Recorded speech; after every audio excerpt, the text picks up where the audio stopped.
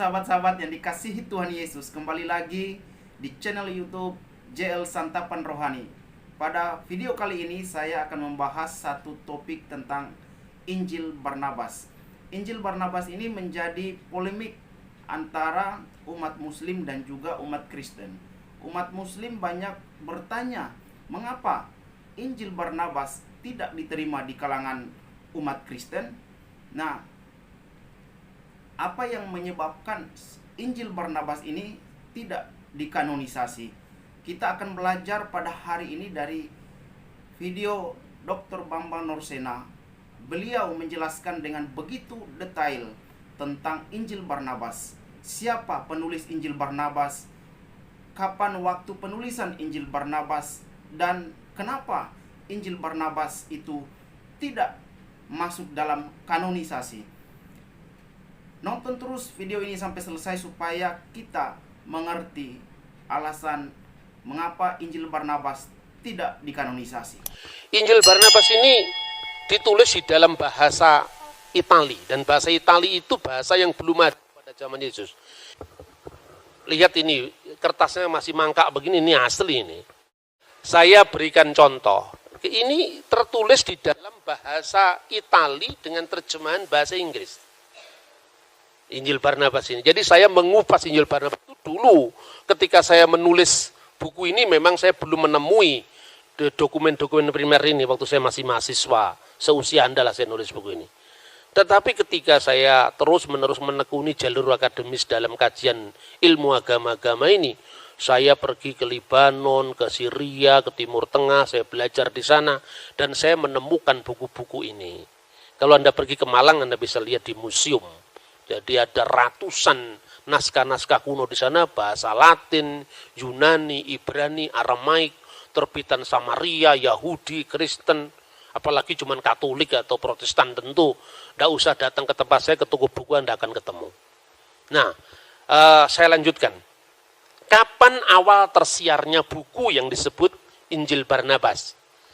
Pertama-tama, buku ini disebut-sebut oleh seorang yang bernama Bernard de la Muni di dalam Menagiana volume keempat di Paris tahun 1715.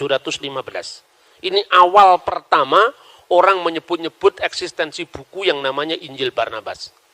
Tahun 1718, John Toland dalam bukunya Nazarenes or Jewish, Gentile and Mohammedan Christianity, dia menulis ini adalah sebuah Injil Islam, karena pada waktu itu orang menyebut Islam, orang Barat itu menyebut Mohammedanisme. Meskipun sebutan ini kurang enak karena Islam bukan agama Muhammad, dalam kajian Islam kan begitu. Tetapi ya ini saya tulis apa adanya. Ini gambaran orang Eropa, ini adalah Injil Muhammad atau Injil Islam yang selama ini tidak pernah dipublikasi di antara orang-orang Kristen. 1734, George Shale menerjemahkan Al-Quran ke dalam bahasa Latin dan mengisahkan kabar burung penemuan Injil Barnabas dari naskah bahasa Itali dan diambilnya dari buku berbahasa Spanyol. Jadi kisah tentang kabar burung penemuan Injil Barnabas oleh Fra Marino. Dan dia ngambil cerita itu dari mana? Dari naskah Spanyol. Nah, kisahnya bagaimana? Konon katanya bahwa Fra Marino itu seorang imam Katolik. Ini kabar burung yang diceritakan dalam naskah Spanyol itu. Dia datang ke perpustakaan Paus Sixtus kelima antara tahun 1585 sampai 1590. Dia menemukan sebuah kitab kuno bersampul kulit dan bertinta emas. Lalu ketika diacak membukanya, di situ digambarkan bahwa ketika Adam dan Hawa terusir dari surga, dia mendapati langit itu ada tulisan La ilaha illallah Muhammad Rasulullah. Untan kemudian dia katanya masuk Islam, dan kemudian menyiarkan Injil ini ke dalam komunitasnya, dan sampai kemudian Injil itu ada di perpustakaan, lalu disebarkan mulai dari Prusia sampai 1738 itu dipindahkan dari Prusia ke perpustakaan Wina sampai sekarang. Ini menurut cerita kabar burung tadi. Mulai diterjemahkan di dalam bahasa Inggris ini. Jadi ketika saya bicara tentang terjemahan Inggris, saya punya langsung. Ini naskah primernya. Nah, yang siapa yang menerjemah? Penerjemahnya juga orang Kristen, bukan orang Muslim. Jadi orang Kristen tahu bahwa buku ini perlu diterjemahkan. Karena apa? Ini menarik, Injil kok ada Nabi Muhammadnya itu. Karena panggilan keilmuan, buku itu diterjemahkan. Yang terjemahkan juga orang Kristen. Namanya Lonsdale dan Laura Rack.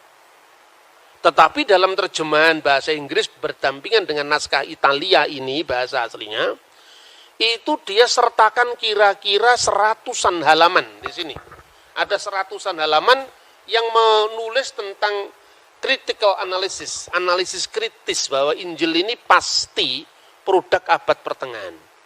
Tetapi menariknya, dari buku ini 1 tahun kemudian diterjemahkan di dalam bahasa Arab. Oleh siapa? Oleh orang yang bernama Dr. Khalil Sa'adah. Dia pun orang Kristen penerjemah dalam bahasa Arab. Khalil Sa'adah ini adalah seorang intelektual dari gereja Koptik Ortodok, segereja dengan saya. Nah, dari tulisannya Khalil Sa'adah ini pertama-tama kemudian dikenal tarjamah Injil Barnaba di dalam bahasa Arab. Ini bukunya. Nah, ini bukunya. Ini terjemahannya dalam bahasa Arab. Ini yang diterjemahkan oleh Khalil Sa'adah. Ini ternyata tarjamah ila lughatil Arabiyah ad-Doktor Khalil Sa'adah. Ini di situ tertulis di sini. Nah, tetapi saudara-saudara, dari buku 2 ini, dari bahasa Inggris dan bahasa Arab ini, kemudian untuk pertama kali dibawa ke Indonesia. Oleh siapa? Profesor Dr. Ahmad Salabi. Kira-kira tahun akhir tahun 1960-an, beliau memberikan ceramah di IAIN Sunan Kalijaga, Yogyakarta, dan buku ini mulai diperkenalkan dan diterjemahkan. Penerjemahnya misalnya Bakhtiar Effendi, 2 jilid, terjemah Injil Barnaba di Bandung.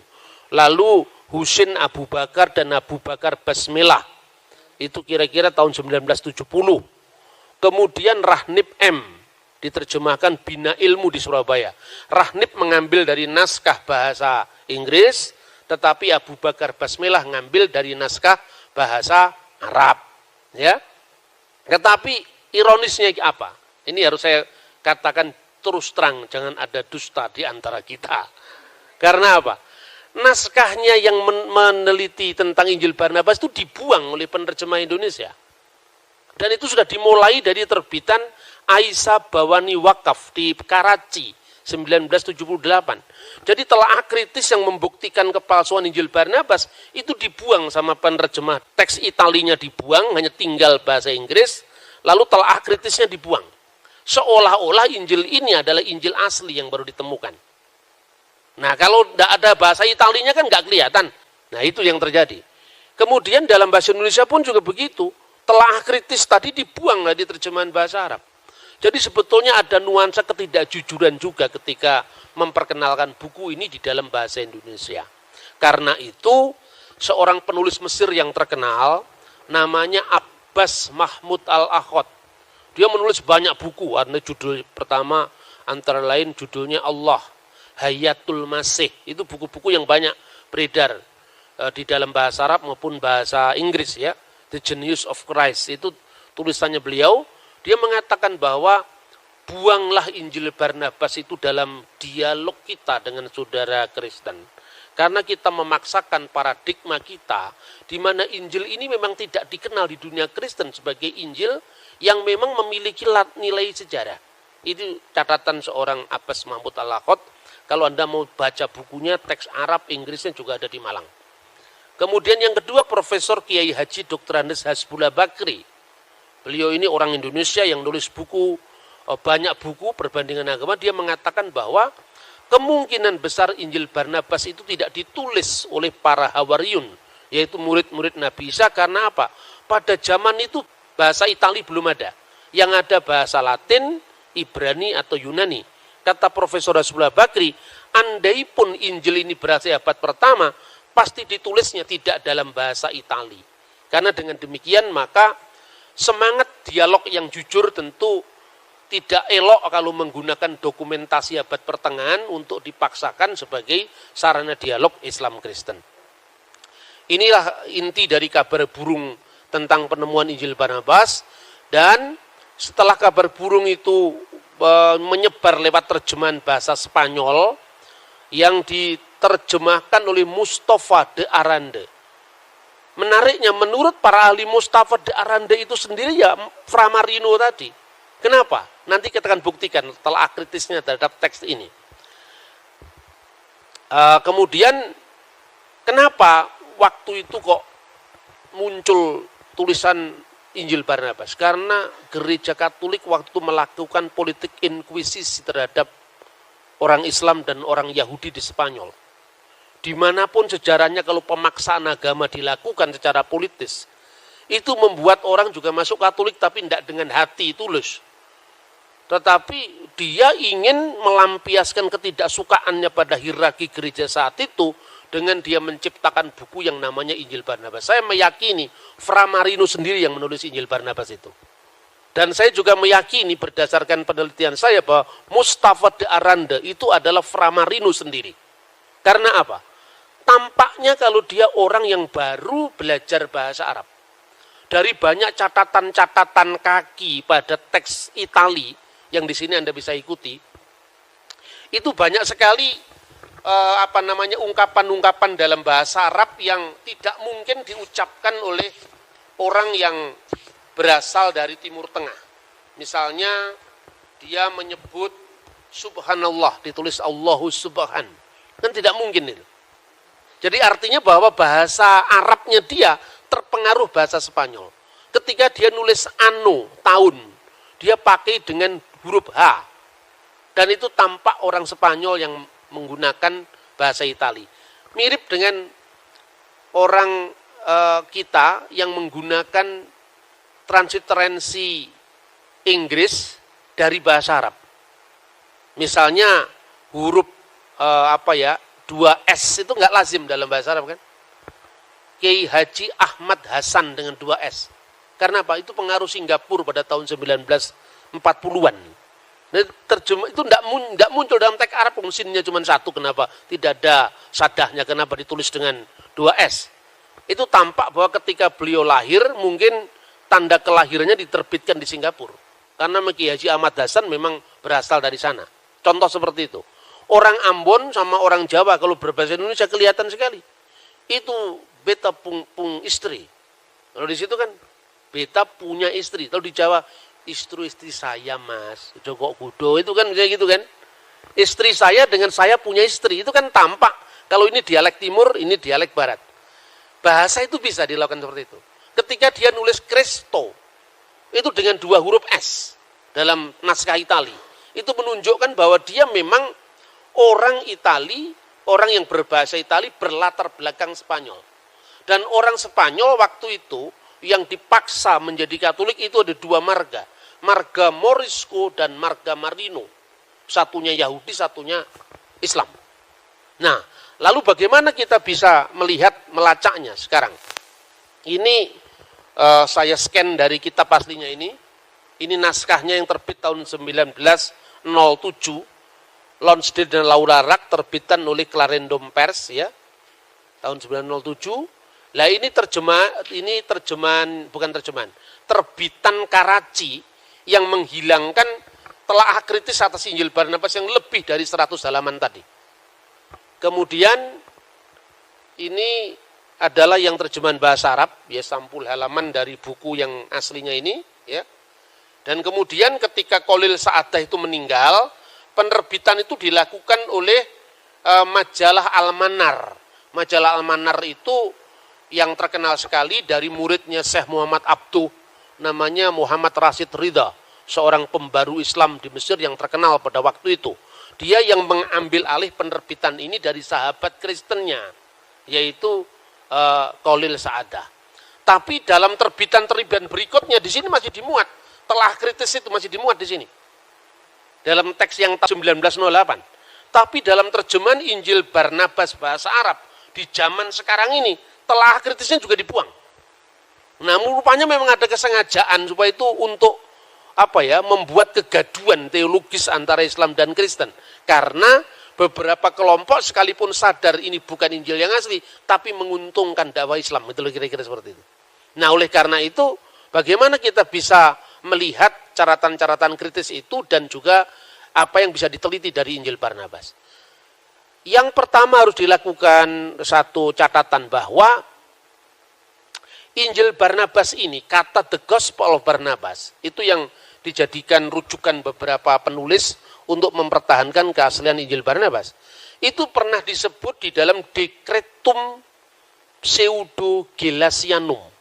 Dekret Paus Gelasius pertama. Tetapi kenapa disebut pseudo? Jadi di situ Paus Gelasius itu menurut dokumen yang judul dikatakan pseudo ndak asli ini, dikatakan ada 60 kitab-kitab terlarang yang dibaca di gereja. Urutan ke-14 itu namanya Epistle of Barnabas. Dan urutan yang ke-24 itu adalah Gospel according to Barnabas. Nah, kenapa bisa begini? Ternyata ada tiga naskah yang memakai nama Barnabas. Yang pertama Epistle of Barnabas. Epistle of Barnabas itu artinya surat Barnabas. Dan surat ini tidak pernah dilarang di gereja. Jadi gambaran bahwa Sixtus melarang ada kitab larangan itu tidak pernah ada. Sampai sekarang kitab-kitab apokrif itu masih ada, ini contohnya. Ya, Apokrifa al-Ahdul Jadid. Bagaimana kitab-kitab ini ditulis? Kenapa gereja menolaknya? Ini lengkap ditulis, ada berjilid-jilid ini. Ini diterbitkan di gereja Koptik Ortodoks ini atas imprimatur izin dari Uskup Subra. Di depannya ada foto dari Bapak Sinuda ketiga. Makanya selalu pakai kumis, pakai jenggot. Coba perhatikan ini. Ini kan orang Timur Tengah Kristennya begitu. Nah, kemungkinan besar penulis ini mengaburkan antara Acts of Barnabas, kisah Rasul Barnabas dan Gospel of Barnabas. Tidak pernah ada rujukan. Kalau gereja lama itu gini. Kalau kitab-kitab itu pernah ada dan hilang, kutipannya minimum ada. Misalnya The Gospel of Hebrew. Itu kitabnya hilang. Tapi sejumlah kutipan itu ada dalam kutipannya bapak-bapak gereja yang mengatakan dulu pernah ada buku yang namanya The Gospel of Hebrew. Itu selalu ada. Ada ungkapan di Rasul Barnabas yang mengatakan di dalam peperangan pihak yang menang selalu akan menderita karena mereka dibebani dosa yang lebih banyak. Tetapi ungkapan seperti ini yang katanya ucapan Barnabas juga tidak ada dalam Injil Barnabas. Dan yang disebut Epistle of Barnabas, kitab surat Barnabas, itu dihargai oleh gereja. Sampai hari ini dianggap sebagai the Apostolic Fathers. Tulisan-tulisan yang berasal dari zaman murid Yesus. Dari zaman para rasul. Dan itu dianggap sebagai buku yang bermanfaat. Dan di gereja ortodoks itu dikenal dengan Taklid al-Muqaddas. Jadi tradisi suci, paradosis yang terus sampaikan dari Yesus 12 muridnya 70 murid, 7 murid dari 12 murid dari 70 murid sampai hari ini tidak boleh ini mata rantainya putus. Itulah yang di gereja ortodoks disebut sebagai khilafah rasuliyah. Tapi karena kata khilafah sekarang dibajak oleh pihak intoleran, maka saya tidak menggunakan kata khilafah lagi, saya gunakan kata taklid al-muqaddas sebagai terjemahan dari paradosis rasuliyah. Ya. Kemudian isinya surat Barnabas apa? Misalnya ini. Supaya orang Kristen tidak kembali kepada sikap legalistik dari Yahudi tentang hukum Yahudi yang detail sekali. Yang kedua, isinya surat Barnabas sama persis dengan isinya Perjanjian Baru. Itu bukan kitab suci, tetapi ditulis oleh muridnya yang nulis kitab suci gitu.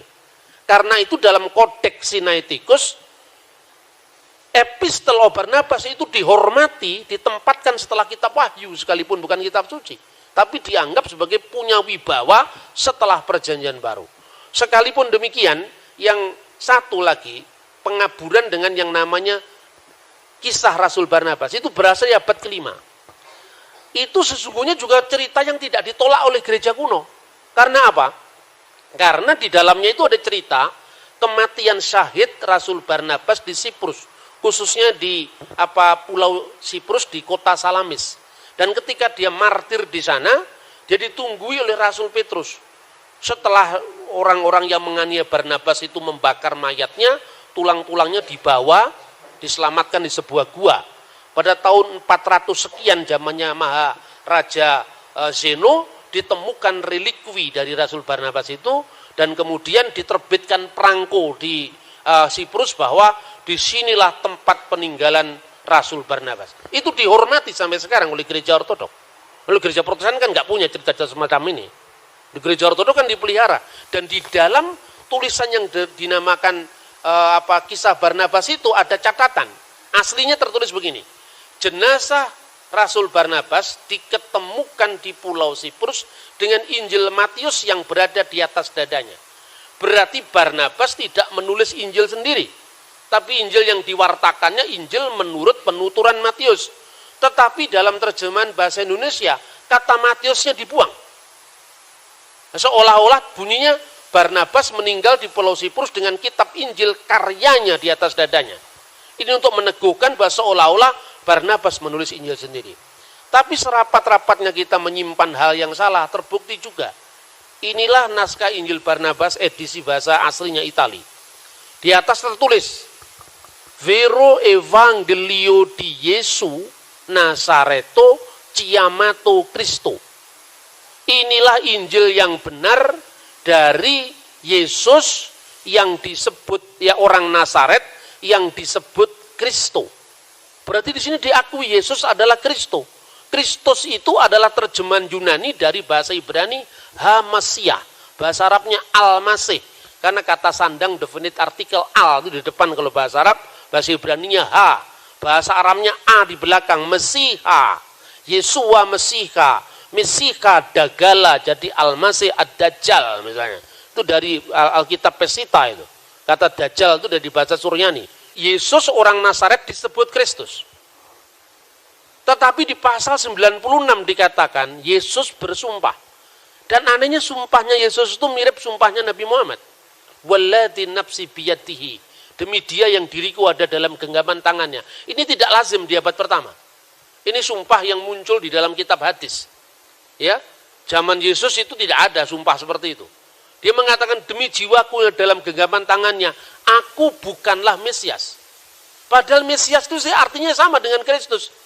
Tidak mungkin orang Yahudi di abad pertama tidak mengerti kalau Mesias bahasa Ibrani itu sama dengan Kristus bahasa Yunani. Berarti penulisnya masih bukan orang Yahudi di abad pertama. Kemudian kesalahan geografis. Digambarkan terlalu fatal. Pergilah Yesus ke Galilea, turunlah ke sebuah perahu untuk berlayar ke kota Nazaret. Bagaimana Nazaret dilayari? Karena itu kota perbukitan. Kalau Anda mengatakan berlayarlah orang ke Salatiga, pasti bukan orang Salatiga. Karena Salatiga itu kota tinggi.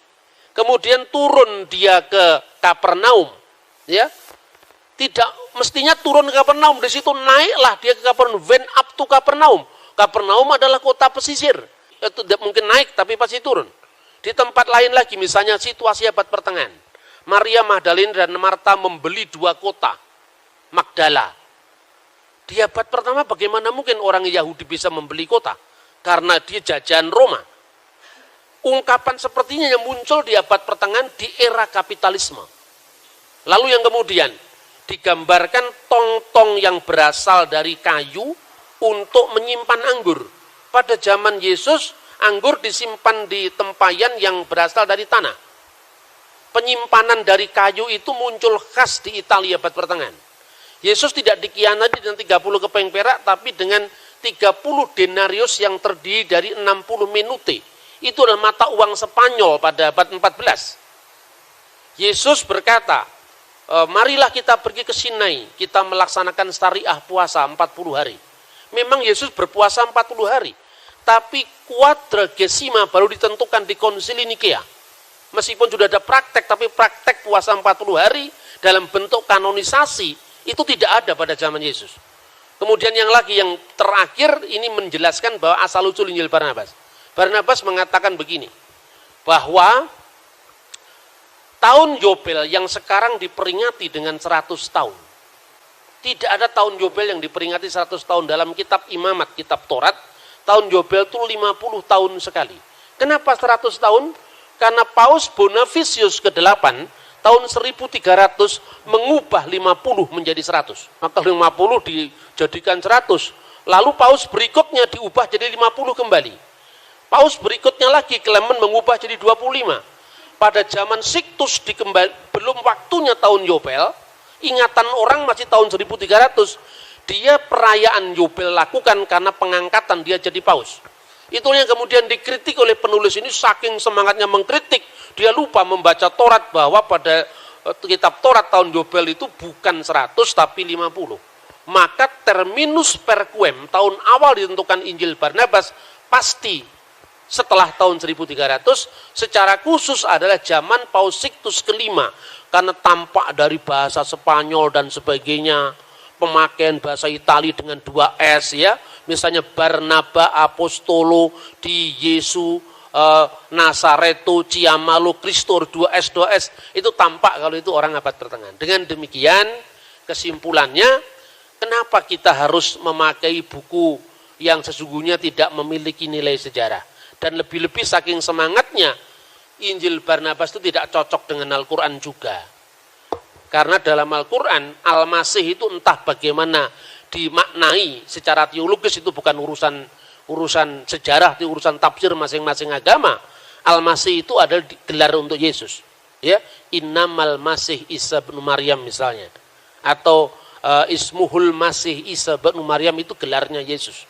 Entah bagaimana dipahami antara perbedaan Kristen dan Islam, tapi yang jelas kata Al-Masih dalam Al-Quran tidak pernah diterapkan untuk Nabi Muhammad. Tapi dalam Injil Barnabas, Nabi Muhammad disebut Al-Masih. Terus kemudian yang paling menarik, ada banyak tulisan Dante masuk ke situ. Dante Alighieri. Neraka dan surga ada 9 jumlahnya.